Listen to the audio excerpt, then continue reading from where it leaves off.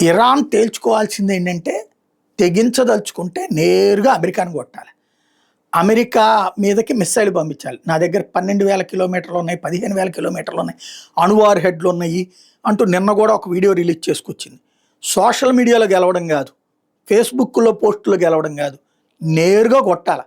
America మీదకి వరుసబెట్టి ఒక 1000 మిస్సైళ్ళు వేయగలిగితే అందులో కనీసం ఒక 100-200 అమెరికాలో పడితే అప్పుడు అమెరికాకి ఉచ్చబడుతుంది.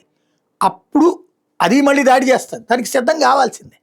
అంతే తప్పించి అమెరికా మీద దాడి చేస్తే మనం వెళ్ళి గల్ఫ్ దేశాల మీద దాడి చేస్తే తోటి ముస్లిం దేశాలను నాశనం చేసి ఏంటి ఉపయోగం? ఇరాన్ అది తేల్చుకోలేని పరిస్థితుల్లో ఉంది. చేతకాని చేవలేని దేశంగా మిగిలిపోతుంది ఇలాగే జరిగితే. ప్రస్తుతానికి మన మీడియా, మన సోషల్ మీడియా, మన మత సామాజిక వర్గాల చేత శబాష్ సూపర్ సూపర్ అనిపించుకోవచ్చు.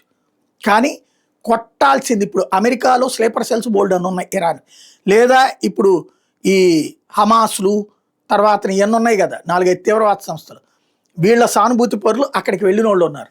అక్కడ ఆల్రెడీ వాళ్ళకి ఆయుధాలు ఏం తెలుసు. మొత్తం ఒకేసారి అమెరికాలో మిస్సైల్ వేయడం, ఇటు పక్కన ఈ ఆత్మాహుతి దాడులు పెద్ద ఎత్తున చేస్తే అప్పుడు అమెరికాకి భయం వేస్తుంది. అంతే తప్పించి అమెరికా, ఎందుకంటే భయపడితే అమెరికా వెంటనే వెనక్కి వెళ్ళిపోతుంది. ఆఫ్ఘనిస్తాన్లో చూసాం, అట్లాగే ఇరాన్లో కూడా మనం చూసాం. భయపెట్టడం అనేది చేత కావాలి. గల్ఫ్ దేశాల మీద దాడులు చేస్తే అమెరికాకి పోయేదే ఉంది, వాటిది 10 పైసలు లేదు. గల్ఫ్ దేశాల డబ్బులు గల్ఫ్ దేశాలు ఇస్తానండి. ఇంకా గల్ఫ్ దేశాలు అమెరికాను వదిలేసి తిరుగుదాం అనుకున్న వాళ్ళు కాస్త సచ్చినట్టు అమెరికాని పట్టుకోవాల్సి వస్తుంది. ఇరాన్ వ్యూహ వైఫల్యం స్పష్టంగా కనబడుతుంది.